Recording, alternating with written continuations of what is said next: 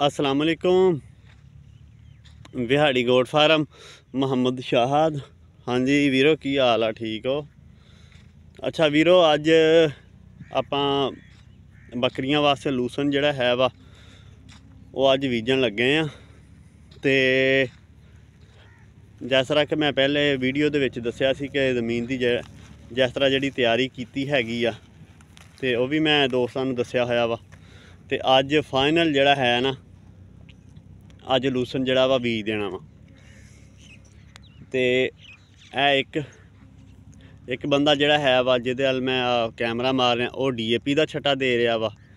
ते इधर आ रहा जी लूसन का छट्टा।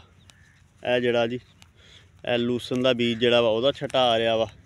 ते DAP जिहड़ी है वा वो थल्ले ही पा देनी है बीज दे नाल ही। ऐ जरा देख लवो। ते यह है वा जी 2.5 एकड़ है वा, 2 एकड़ ते 4 कनाल जगह। ते DAP है ज़रा देख लवो।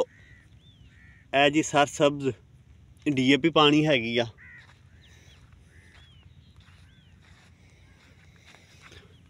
यह देख लो जी सर सब्ज DAP ਇਹਦਾ ਛਟਾ ਆ ਰਿਹਾ ਵਾ। ਇਹ ਅਸੀਂ ਪਾ ਰਹੇ ਹੈਗੇ ਆ 2.5 ਕਿੱਲਿਆਂ ਦੇ ਵਿੱਚ 3 ਬੋਰੀਆਂ ਪਾ ਦੇਣੀਆਂ। 2 ਏਕੜ ਤੇ 4 ਕਨਾਲ ਦੇ ਵਿੱਚ 3 ਬੋਰੀਆਂ ਸੀ ਪਾ ਦੇਣੀਆਂ ਵਾ। ਤੇ ਬੀਜ ਜਿਹੜਾ ਹੈ ਵਾ ਇਹਦੇ ਵਿੱਚ ਪਾਣਾ ਹੈਗਾ ਵਾ 2 ਏਕੜ ਤੇ 4 ਕਨਾਲ ਦੇ ਵਿੱਚ ਬੀਜ ਪਾਣਾ ਹੈਗਾ 25 ਕਿਲੋ। 1 ਏਕੜ ਦਾ ਬੀਜ ਬਣਦਾ ਵਾ ਜੀ 10 ਕਿਲੋ। ਇਹਦੇ ਵਿੱਚ ਹੁਣ ਕਈ ਦੋਸਤ ਕਹਿਣਗੇ ਕਿ ਇਹ ਬੀਜ ਕੰਮ ਕਿਉਂ ਹੈ ਵਾ, ਕਿਉਂਕਿ ਅਸੀਂ ਜਦੋਂ ਦਾ ਲੂਸਨ ਬੀਜਣਾ ਸ਼ੁਰੂ ਕੀਤਾ ਵਾ ਅਸੀਂ ਜਿਹੜਾ ਹੈ ਨਾ 10 ਕਿਲੋ ਹੀ 1 ਏਕੜ ਦਾ ਪਾਉਂਦੇ ਆ। 1 ਏਕੜ ਵਿੱਚ 8 ਕਨਾਲਾਂ ਹੁੰਦੀਆਂ ਵਾ ਤੇ ਅਸੀਂ 10 ਕਿਲੋ ਹੀ ਪਾਈਦਾ ਵਾ। ਤੇ ਅਸੀਂ ਇੱਕ ਸਾਲ ਜ਼ਿਆਦਾ ਵੀ ਬੀਜ ਪਾ ਕੇ ਦੇਖਿਆ ਸੀ, ਪਰ ਕੋਈ ਸਾਡੀ ਸਮਝ ਵਿੱਚ ਨਹੀਂ ਆਇਆ, ਕਿਉਂਕਿ ਸਾਡਾ ਜਿਸ ਤਰ੍ਹਾਂ ਦਾ ਇੱਥੇ ਰਕਬਾ ਹੈ ਵਾ ਇਹਨੇ ਕੋਈ ਵੀ ਬੀਜ ਜਿਹੜਾ ਉਹ ਨਹੀਂ ਰੱਖਣਾ ਹੁੰਦਾ। ਸਾਰਾ ਹੀ ਬੀਜ ਜਰਮੀਨੇਸ਼ਨ ਜਿਹੜੀ ਆ ਤਕਰੀਬਨ, ਹਾਂ ਬੀਜ ਠੀਕ ਹੋਵੇ ਜਰਮੀਨੇਸ਼ਨ 100% ਹੋ ਜਾਂਦੀ ਆ। ਠੀਕ ਹੈ ਨਾ। ਇੱਕ ਹੁੰਦਾ ਰਕਬਾ ਇਸ ਹਿਸਾਬ ਦਾ ਕਿ ਉਹਦੇ ਵਿੱਚ ਜਿਹੜਾ ਹੈ ਵਾ ਬੀਜ ਉਹ ਜ਼ਮੀਨ ਬੀਜ ਰੱਖ ਜਾਂਦੀ ਆ। ਤੇ ਸਾਡੇ ਜਿਹੜਾ ਹੈ ਵਾ ਇੱਥੇ ਰਕਬਾ ਜ਼ਮੀਨ ਜਿਹੜੀ ਹੈ ਉਹ ਨਹੀਂ ਰੱਖਦੀ ਹੈਗੀ। ਉਹ ਤਕਰੀਬਨ ਸਾਰਾ ਹੀ ਬੀਜ ਜਿਹੜਾ ਵਾ ਉਹ ਬਾਹਰ ਆ ਜਾਂਦਾ, ਕੋਈ ਵੀ ਫਸਲ ਹੋਵੇ, ਕਿਉਂਕਿ ਸਾਡਾ ਮਾਸ਼ਾਅੱਲਾ ਰਕਬਾ ਹੀ ਇਸ ਹਿਸਾਬ ਦਾ ਹੈ ਵਾ। ਤੇ ਤੁਹਾਨੂੰ ਮੈਂ ਹੁਣ ਇਹ ਲੂਸਨ ਦਾ ਬੀਜ ਵੀ ਦਿਖਾ ਦੇਵਾਂ। ਇਹ ਵਾ ਜੀ ਬੀਜ, ਇਹ ਵਾਲਾ। ਇਹ ਉੱਪਰ ਉਹਨਾਂ ਨੇ ਲਿਖਿਆ ਹੋਇਆ ਵਾ ਜੀ ਸੈਟਲਾਈਟ ਸੀਡ ਗਰੋ ਡ੍ਰੀਮਜ਼। ਇਹ ਲਿਖਿਆ ਹੋਇਆ ਵਾ ਐਲਫਾ।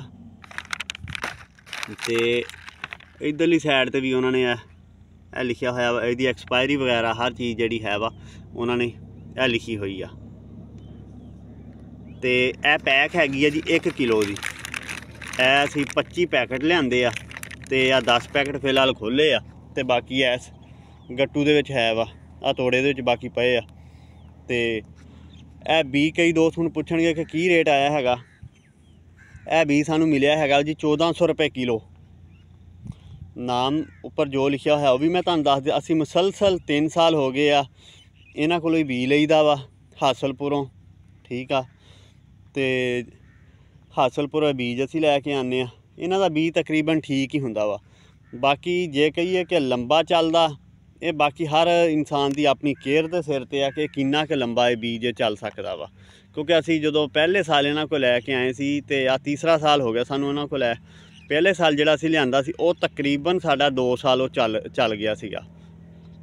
ਤੇ ਉਸ ਤੋਂ ਬਾਅਦ ਜਿਹੜਾ ਅਸੀਂ ਲਿਆਂਦਾ ਵਾ ਉਹ ਵੀ ਨਹੀਂ ਚੱਲਿਆ ਹੈਗਾ।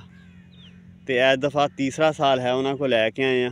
ਤੇ ਬਾਕੀ ਇਹਦੇ ਵਿੱਚ ਜਿਹੜੀ ਹੈ ਵਾ ਅਮਰ ਬੇਲ ਜਿਹੜੀ ਹੈ ਵਾ ਉਹ ਵੀ ਹੈ ਵਾ ਇਹਦੇ ਵਿੱਚ, ਜਿਹਨੂੰ ਆਪਾਂ ਜ਼ਕੂਟਾ ਬੇਲ ਬੋਲਦੇ ਆ ਜਾਂ ਅਮਰ ਬੇਲ ਜਿਹੜੀ ਆਹ ਲੂਸਨ ਦੇ ਉੱਪਰ ਚੜ੍ਹ ਜਾਂਦੀ, ਉਹ ਵੀ ਇਹਦੇ ਵਿੱਚ ਹੈ ਵਾ।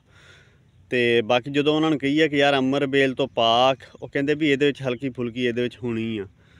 ਤੇ ਮੈਂ ਮਸ਼ੀਨ ਨਾਲ ਕਟਾਈ ਕਰਦਾ ਹੁੰਦਾ ਵਾ, ਕਿਉਂਕਿ ਜਲਦੀ ਕਟਾਈ ਕਰੀਦੀ ਆ ਤੇ ਕੋਸ਼ਿਸ਼ ਇਹੀ ਕਰੀਦੀ ਕਿ ਅਮਰ ਬੇਲ ਨੂੰ ਉੱਪਰ ਨਾ ਚੜ੍ਹਨ ਦਈਏ। ਤੇ ਬਾਕੀ ਅੱਲਾ ਖੈਰ ਕਰੇ। ਇਹ ਹੁਣ ਛੱਟਾ ਆ ਰਿਹਾ ਵਾ ਤੇ ਛੱਟੇ ਤੋਂ ਬਾਅਦ ਜਿਹੜਾ ਕੰਮ ਇਹਦੇ ਨਾਲ ਕਰਨਾ ਹੈਗਾ ਵਾ ਉਹ ਵੀ ਫਿਰ ਤੁਹਾਨੂੰ ਇਨਸ਼ਾਅੱਲਾ ਦਿਖਾਉਣਾ ਵਾ।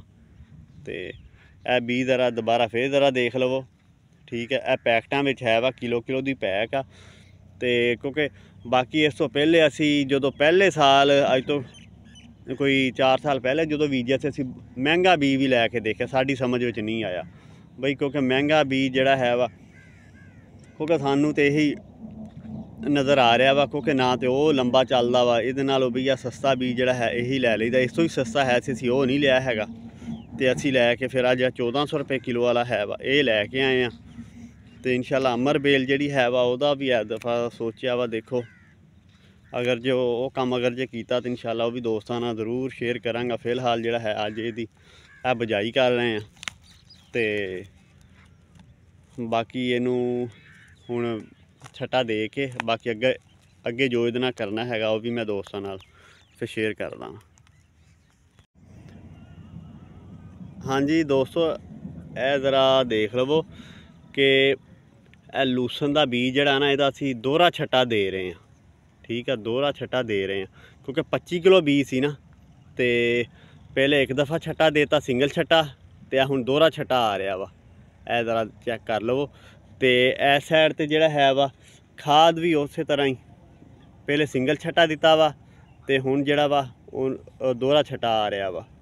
ठीक है, भी दोहरा छट्टा देने का फ़ायदा एक तो यह हुंदा वा कि कोई भी जड़ा ना कोई पाड़ा रहिंदा नहीं हो, कोई ऐसी जगह नहीं होएगी जिथे बीज जड़ा वा नहीं जाएगा। दोहरे छट्टे का यह फ़ायदा हुंदा वा।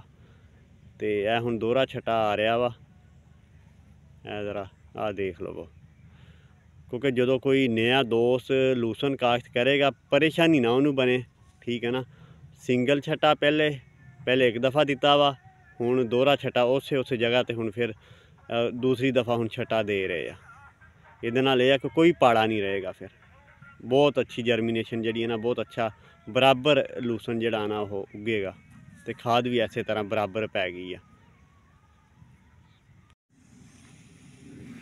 हाँ जी वीरो, यह जड़े है वा प्लाट यह मुकम्मल हो चुके आ। तो इस तो बाद यह ज़रा चेक कर लवो, यह छापी खिंचते पे हैं, यह ज़रा देख लो, यह टाली का छापा कटिया वा, कट के तो खिंचते पे हैं मुकम्मल। ये जड़े है वा 2.5 एकड़, इन्हां दे उपर जड़ा है वा इस तरह आ छापा जड़ा वा खिंच देना वा कि बीज ते जड़ा वा हल्की हल्की जड़ी है वा वो मिट्टी पै जावे, बीज जड़ा वा भी लुक जावे, मिट्टी पै जावे हल्की हल्की। ए ज़रा चेक कर लवो, ए लो इस तरह इनू कहते जी छापा इस तरह खिंची दा वा। तो बाकी जड़ा है वा कई दोस्त जड़े है वा वो लूसन पानी लगा के खत्ते नू भर के ते विच छट्टा दे दिंदे आ। असी जड़ा वा वो इस तरह बीजते हुन्ने।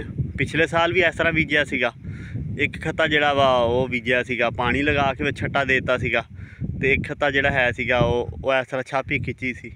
छापी वाला काम जड़ा ना वो ज़बरदस्त आ, क्योंकि मशीन जो कटाई करनी होंदी है ना फिर आसानी रह जाती है। एक तो जगह जी कोई माड़ी मोटी होंदी आ जिथे कोई पैर शैर लगे होंगे वो भी जगह बराबर हो जाती है। जिस तरह तुसी आ देख लो बिल्कुल जगह बराबर, फिर मैनू कटाई करन दे विच बहुत आसानी रहेगी, स्पीड ना फिर मैं कटाई कर सकदा। जदों वैसे छट्टा दवो पानी दे विच फिर पैरां दे निशान लग जाते, पैर खुभ जाते हैं विच, वो फिर प्रॉब्लम आती है। हाँ जी वीरो, ए ज़रा आ देख लवो, ए पानी लगाता वा 1 2 ए तीसरे खत्ते नू पानी पै रहा वा। ठीक आ, ए जड़ा 1.5 एकड़ जड़ा है ना वो तकरीबन भर चलिया वा। तो ए जी खाल च पानी आ रहा वा, ए देख लो, ए जदों भर गया तो 1.5 एकड़ जड़ा ये मुकम्मल हो जाना, पानी लग जाना वा। तो उस बाद वो एक एकड़ जड़ा है वो बच जाना वा। वो फिर बाद विच 2 एकड़ जड़े आ वो 2 खत्ते जड़े है वो भर गए आ, भी 1 एकड़ भर गया वा। तो बाकी जड़ा है पिछे 1.5 एकड़ जड़ा वो बच रहा वा। ਇਹ ਜ਼ਰਾ ਦੇਖ ਲਓ। ਤੇ ਦੂਸਰੇ ਨੰਬਰ ਤੇ ਇਹ ਜਿੱਥੋਂ ਪਾਣੀ ਛੋੜਿਆ ਹੋਇਆ ਖਾਲੇ ਚੋਂ, ਇਹ ਤੁਹਾਨੂੰ ਵੀਡੀਓ ਦੇ ਵਿੱਚ ਨਜ਼ਰ ਆਉਂਦਾ ਹੋਏਗਾ। ਤੇ ਬਾਅਦ ਜਦੋਂ ਇਹ ਖੱਤਾ ਜਦੋਂ ਭਰ ਜਾਏਗਾ ਨਾ, ਇਹਦੀ ਟੋਕ ਜਦੋਂ ਬੰਦ ਕਰ ਦੇਣੀ, ਇੱਥੋਂ ਪਾਣੀ ਜਦੋਂ ਬੰਦ ਕਰ ਦੇਣਾ ਵਾ, ਇੱਥੇ ਜਿਹੜਾ ਬੀ ਹੁੰਦਾ ਵਾ ਅਕਸਰ ਜਿਹੜਾ ਉਹ ਅੱਗੇ ਰੁੜ ਜਾਂਦਾ ਵਾ, ਕਿਉਂਕਿ ਪਾਣੀ ਦਾ ਪ੍ਰੈਸ਼ਰ ਹੁੰਦਾ ਨਾ। ਤੇ ਬਾਅਦ ਜਦੋਂ ਵੀ ਤੁਸੀਂ ਆ ਲੂਸਨ ਵਗੈਰਾ ਜਦੋਂ ਵੀ ਬੀਜਣਾ ਹੈਗਾ ਵਾ, ਤੇ ਥੋੜ੍ਹਾ ਜਿਹਾ ਬੀਜ ਜਿਹੜਾ ਤੁਸੀਂ ਬਚਾ ਲੈਣਾ ਵਾ। ਤੇ ਉਹਦੇ ਨਾਲ ਇਹ ਆ ਕਿ ਜਦੋਂ ਤੁਸੀਂ ਇਹਦਾ ਪਾਣੀ ਬੰਦ ਕਰੋਗੇ, ਦੁਬਾਰਾ ਫਿਰ ਇੱਥੇ ਹੈ ਨਾ ਆ ਨਜ਼ਦੀਕ ਜਿਹੜਾ ਹੈ ਵਾ, ਇੱਥੇ ਤੁਸੀਂ ਛੱਟਾ ਦੁਬਾਰਾ ਫਿਰ ਕਰ ਦੇਣਾ ਵਾ। ਜਿਹੜਾ ਬੀ ਰੁੜ ਕੇ ਕੋਈ ਅੱਗੇ ਗਿਆ ਹੋਏਗਾ, ਤੇ ਇਹ ਜਿਹੜੀ ਤੁਹਾਡੀ ਜਗ੍ਹਾ ਹੈਗੀ ਟੋਕ ਵਾਲੀ, ਜਿੱਥੋਂ ਆਪਾਂ ਪਾਣੀ ਛੱਡਿਆ ਹੈਗਾ, ਇਹ ਤੁਹਾਡੀ ਜਗ੍ਹਾ ਫਿਰ ਖਾਲੀ ਨਹੀਂ ਰਹੇਗੀ।